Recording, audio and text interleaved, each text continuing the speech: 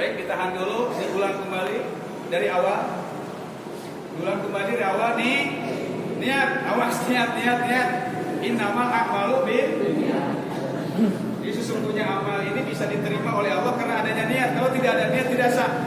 Maka terkait niat di sini, kemudian Imam Syafi'i dengan ahli balaghahnya, dengan ahli segala warna ilmu, beliau memahami dengan kalimat Rasulullah tidak mengatakan pelankanlah bacaan niat. Rasulullah tidak mengatakan keraskan bacaan niat, tapi Rasul hanya mengatakan sesungguhnya amal itu tergantung. Berarti tidak ada kait atau ada ikatan bahwa niat ini harus dipelankan atau dikeraskan. Tapi mazhab Syafi'i termasuk Imam Syafi'i sendiri memilih untuk mengeraskan niat. Tujuannya liyusa'idal lisan alal qalbi, agar hati ini bisa sinkron, bisa nyambung dengan lisan. Lisan nyambung dengan hati. Ketika lisan kita mengatakan usolli fardhu subhi, maka hati pun mengatakan usolli fardhu. Mana dalilnya? Dalilnya ketika Rasulullah sedang haji dan umrah, maka haji pun dikeraskan niatnya. Nawaitul hajja wa ahramtu bihi. Nawaitul umrata wa ahramtu biha. Itu dikeraskan, maka dalil kami itu. Kata Imam Syafi'i, mau dilawan Imam Syafi'i. Dalil yang kedua, hadis riwayat Imam Muslim, ketika Rasul pulang berjamaah salat subuh, kemudian menghampiri istrinya Siti Aisyah. Ya Aisyah, hal indah syai'un, adakah sisa makanan hari ini wahai Aisyah? Tidak ada ya Rasulullah. Kemudian Rasul mengucapkan dengan keras, wa ana asumu. Kalau begitu saya akan berpuasa. Rasul niat puasa pun dikeraskan. Maka itu dalil kami mazhab Syafi'i, ketika membaca sholat, niat sholat dikeraskan. Posisi menghadap kiblat, kemudian baca usolli fardhu subhi Allahu. Yang tidak pakai usolli sah. Tapi kalau yang jadi imam jadi amalia gak pakai usolli, tarik gamisnya. Syafi'i bro, siap. Kenapa? Mazhab Syafi'i harus dihargai. Berarti usolli fardhu subhi. Bukan kami fanatik, tapi justru kami menghindari pertikaian perbedaan atau silang pendapat. Ketika kalian tidak usolli bahaya. Nanti disangkanya makmum yang awam, wah beda madhab, wah beda aliran. Akhirnya kan ribut. Akhirnya makanya kita harus tahu posisi. Paham posisi? Takbiratul ihram, dan takbiratul ihram ini harus dilakukan ketika kita berdiri. Salah satu syarat takbiratul ihram dilakukan saat berdiri. Tidak sah ketika takbiratul ihram belum tegak berdiri. Memang ada yang takbiratul ihram belum tegak berdiri, ada. Seperti orang yang ketinggalan berjamaah. Ya, ketika datang ke masjid imam sudah baca surat, dia otomatis buru-buru. Ya kan, kadang-kadang takbirnya sambil jalan. Allahu Akbar. Itu nggak sah. Yang kedua bisa terjadi ketika sholat taraweh. Imamnya masih baca Fatihah, dia tenang masih duduk. Ketika imam mendekati akhir surat lam yalid wa lam yulad, kan dia duduk. Sholat baru Allahu Akbar. Nah, jadi takbirnya sambil duduk. Jadi nggak sah sholat taraweh. Masih mending di jajaran barisan. Ada yang taraweh cuma 2 baris tapi duduknya di tiang belakang. Nanti dia duduknya pas tahiyat ikutin imam. Terciduk berarti. Memang mengikuti sholat berjamaah, hati-hati. Makanya takbiratul ihram posisinya bahaya. Hati-hati. Nah, hadis riwayat Imam Muslim, posisi tangan ketika takbiratul ihram ya itu ada di pangkal telinga, di ujung telinga. Ya, tapi tidak sunnah ditempelkan. Ujung jemarinya ada di ujung telinga. Tapi kalau riwayat Imam Bukhari di atas bahu. Maksud di atas bahu itu yaitu ujung telapak tangannya ada di bahu. Nah, begini. Bukan ujung jemarinya ada di bahu. Bukan begini, saling warahmatullahi Allah. Salah. Ini bukan begini, tapi di atas. Kemudian dua riwayat ini memang awalnya dari Imam Syafi'i, karena Imam Syafi'i punya murid Imam Hambali, Hambali punya murid Imam Bukhari, Bukhari punya murid Imam Muslim. Jadi cucu ini, Imam Muslim itu cucu muridnya Imam, bukan Imam Syafi'i meriwayatkan dari Imam Muslim, bukan. Yang sudah diketahui oleh Imam Syafi'i cuman dibukukan oleh Imam Muslim. Bukan berarti Imam Muslim mengalahkan Imam Syafi'i, nggak ada. Ya, cuman Imam Syafi'i nggak dibukukan, ada yang menghafal, kemudian diturunkan sama anak muridnya sampailah di riwayat Imam Muslim, sampailah di riwayat Imam Bukhari. Sudah dikumpulkan kedua riwayat ini oleh Imam Syafi'i. Kata Imam Syafi'i, 2 hadis kita kumpulkan. Kata Imam Syafi'i, ketika memulai takbiratul ihram, maka posisi tangan nempel ke telinga. Riwayat Imam Muslim kita pakai. Ketika takbir intikal selain daripada takbiratul ihram, posisi tangan di atas bahu. Ya, seperti bangkit dari ruku, sami Allahu liman hamidah, cukup. Enggak usah nempel ke sini. Ya, kata Imam Syafi'i, Allahu akbar. Takbir lagi bangkit di rakaat kedua, mau ketiga, Allahu akbar.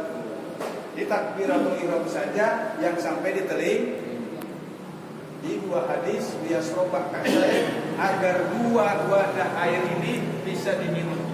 Jadi kita mengamalkan hadis Imam Bukhari, mengamalkan juga hadis Imam Muslim. Paham sampai sini, paham? Sami Allahu liman hamidah. Harusnya kan Allahumma hdina fi man hadayt. Ya betul. Nah, ketika akan berkunut dia lupa. Posisinya sudah begini. Aduh, saya lupa, tapi nggak ngomong. Karena dia ngomongin batal. Dalam hati saya lupa. Ini posisi seperti ini lebih dekat ke berdiri atau lebih dekat ke sujud? Nanti balik lagi. Itu balik lagi. Kemudian kunut Allahumma hdina fi man. Yang kedua, ketika memang ingatnya lebih dekat, maksud lebih dekat ini berarti posisinya sudah melewati batas ruku, sudah melebihi seperti ini. Nah, berarti ini sudah lebih mendekati sujud. Berarti nggak usah balik lagi. Nanti sebelum salam disunahkan sujud. Nah, kemudian kemarin itidalnya ini dapat 2. Kalau sekiranya tangan kita akan digoyangkan atau bergoyang ketika diirsal, maka lebih disunahkan ikut. Ya, bersedekah posisi seperti takbiratul ihram. Sami Allahu liman. Tapi kalau kita yakin tidak akan goyang-goyang dan tidak akan digoyangkan, maka lebih utama diirsal. Sami Allahu liman. Baik, paham sampai sini, paham? Nah, setelah itidal baru meluncur menuju sujud. Nah, kemudian meluncur menuju sujud, sekarang banyak kita jumpai saudara-saudara kita yang sujudnya ini diawali dengan tangan. Jadi tangannya duluan, lutut belakangan. Biasanya mereka berisik sholatnya, kenapa? Tangan duluan, baru lutut. Ya, sebenarnya ini nggak salah pemahaman mazhab Hambali, cuma diterapkan di Indonesia. Kan kita bikin status Indonesia berada, pakai hashtag Syafi'i bro. Berarti mazhab Syafi'i bagaimana? Yang disampaikan oleh Imam Nawawi dalam kitab Majmu' Syarah Muhadzab, madhabuna annahu yustahab ayyuqaddima rukbatain summal yadain summal jabhata wal anfa. Madhab kita, madhab Syafi'i, yaitu sesungguhnya disunahkan ketika meluncur sujud diawali dengan lutut, kemudian 2 tangan, kemudian jabhah wal anfa. Pakai enggak summa tapi pakai wawu. Berarti summal jabhah wal anfa. Berarti jidat sama hidung dibarengin. Madhab Syafi'i sunnah tuh. Ya, jadi boleh lutut dulu ketika sujud, mangga silahkan. Boleh juga tangan dulu. Berhubung kita di Indonesia, apalagi Amaliyah, mazhabnya Syafi'i, berarti kita harus ikutin yang banyak. Ya, berarti kita harus lutut, baru tangan. Adapun hidung dan ini jidat itu terakhir. Sunnahnya mazhab Syafi'i bareng. Ya, jadi tangan dulu boleh, lutut dulu boleh. Yang nggak boleh itu jidat duluan. Ini bahaya. Meluncur sujud. Ya, jadi sunnahnya menempelkan hidung menurut 3 madhab, Maliki, Syafi'i, Hambali. Kalau hidung ditempelkan, jidatnya tidak. Menurut 3 madhab tidak sah. Tapi menurut madhab Hanafi sah. Kalau yang nempelnya hidung, tapi jidatnya nggak nempel, hidungnya terlalu mancung, akhirnya jidatnya nggak bisa nempel. Maka menurut madhab Hanafi sah. Jadi ketika Anda punya hidung mancung lebih depan daripada jidat, maka pindah madhab ke Hanafi. Karena kalau mengikuti madhab Syafi'i, sholat Anda tidak akan sah. Karena madhab Syafi'i harus jidat, harus dahi yang nempel. Paham? Jadi boleh tangan dulu, boleh lutut. Tapi kita madhab Syafi'i berarti yang tangan dulu jangan disalahkan. Tapi mereka yang menyalahkan kita gaspol. Kenapa? Mereka sudah menyalahkan pemahaman Imam Syafi'i. Tangan dulu. Karena Rasul pun idza sajada, ya, hadis riwayat Imam Tirmidzi, ketika Rasul sujud maka mengawali dengan kedua lutut, kemudian kedua tangan. Kedua lutut dan kedua. Nah, ketika posisi sujud, sekarang posisi sujud, ya, disunahkan tangan ini dirapatkan, dibuka tapi dirapatkan agar supaya keseluruhan jemari ini menghadap kiblat. Sunnah nih, sunnahnya sunnah hayat. Ketika dilanggar sah tapi makruh. Sholatnya begini nih. Nah, ini sah karena masih ada satu yang menghadap kiblat. Jari tengah. Ada jari tengah. Tapi ada orang dulu kan yang nggak punya jari, sebab ya tangannya jempol semua. Ya, jemari. Dan posisinya ini sejajar dengan bahu. Sunnah di sunnah, awas. Awas hati-hati ketika melanggar dari sunnah, tetap hukumnya sah tapi makruh. Posisinya sejajar, tuh. Ketika sujud, ujung jemari ada di posisi sejajar dengan, ketika di bawah makruh, ketika lewat, paham? Nah, kemudian posisi kakinya harus dilipat. Salah satunya harus dilipat. Kalau tidak ada yang dilipat, tidak sah. Dan jika makmum melihat ada imam sholatnya tidak melipatkan kaki ketika sujud, maka makmum wajib mubarakah dalam kitab ruqyah. Karena imam sudah melakukan satu hal yang membatalkan sholat. Ketika makmum tahu mengikuti imam, maka batal juga sholatnya imam. Makmum berarti harus mubarakah. Mubarakah itu niat dalam hati berpisah dengan tanpa keluar dari jamaah. Karena keluar dari jamaah kalian akan menyakitkan imam, perasaan itu pun yang dianjurkan oleh madhab Hambali, diikuti oleh Syekhul Islam Imam Ibnu Taimiyah. Ketika kalian berjamaah dengan imam, kemudian imamnya kunut, maka kunutlah kalian. Walaupun madhab kita tidak kunut, karena ketika imam kunut kalian tidak kunut, maka di samping kalian akan bergumam, wah kalian tidak kunut, tidak sama dengan imam. Ju'ilal imam liyuqtadabi. Imam dijadikan untuk diikuti. Ketika kalian tidak mau kunut, jangan berjamaah di Masjid Amaliyah. Setuju? Setuju. Kenapa? Amaliyah Indonesia berada. Berarti madhabnya Syafi'i. Jangan kunut. Kalau kalian memang nggak mau kunut, jangan di masjid ini, di rumah sono. Kami nggak melarang kalian nggak kunut, tapi ikutin di mana di sini berada. Berarti di situ pun kita harus kunut. Paham? Awas dijeda sampai di posisi sujud.